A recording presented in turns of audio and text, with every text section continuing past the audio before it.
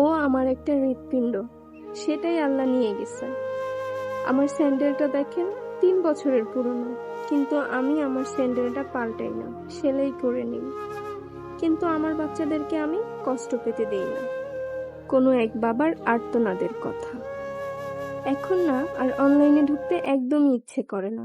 অনলাইনে ঢুকলেই নিজের মধ্যে কেমন একটা হাহাকার কাজ করে। মা সন্তানকে মেরে কাটা ঘায়ে লবণের ছিটা দিচ্ছে। কাউমি মাদ্রাসার শিক্ষার্থী 11 বছরের একটা বাচ্চা মেয়ে গর্ভবতী। সন্তানকে বাঁচাতে গিয়ে মায়ের মৃত্যু। মসজিদের টয়লেটে পাওয়া গেল 10 বছরের শিক্ষার্থীর লাশ। 2য় শ্রেণীতে পড়া 8 বছরের ছোট বাচ্চা মেয়ে রামিসা আজ ধর্ষণের শিকার। তবুও তার মুক্তি মিলল না। ধর্ষকরা তাকে মেরেই ফেলল।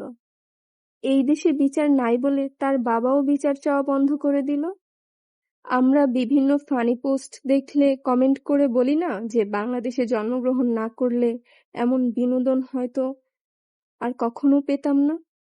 ওই 10টা ফানি পোস্ট আমাদেরকে যতটুকু হাসায়, একটা কষ্টের কাহিনী তার থেকে দ্বিগুণ আমাদেরকে কাঁদায়।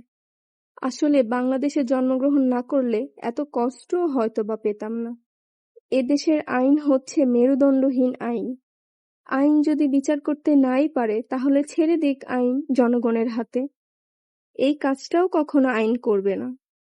আমাদের সকলের উচিত কোনো র্যাপিস্টকে যদি পুলিশ অ্যারেস্ট করতে আসে তখন পুলিশকে সহ পিটানো। কারণ আইন তো বিচার করবে না।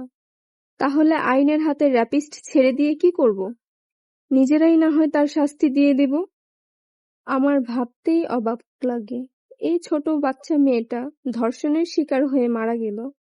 কিছু কিছু লোক এসে এই বাচ্চা মেয়ের শাড়ি পরা একটা ছবির দেখে কমেন্ট করছে, মেয়েদেরকে এত সাজগোজ করতে হয় না, এত সাজগোজ করলে নাকি পুরুষদের চোখে পড়বেই। এই বাচ্চা মেয়েটা কি বুঝে? কতটুকুই বা তার বয়স? তারা কতটা হিংস্র হলে এই ধরনের কথা বলতে পারে?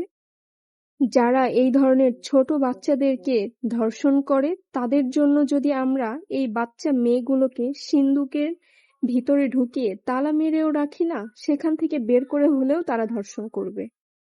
এরা হচ্ছে এক একটা হিংস্র পশু।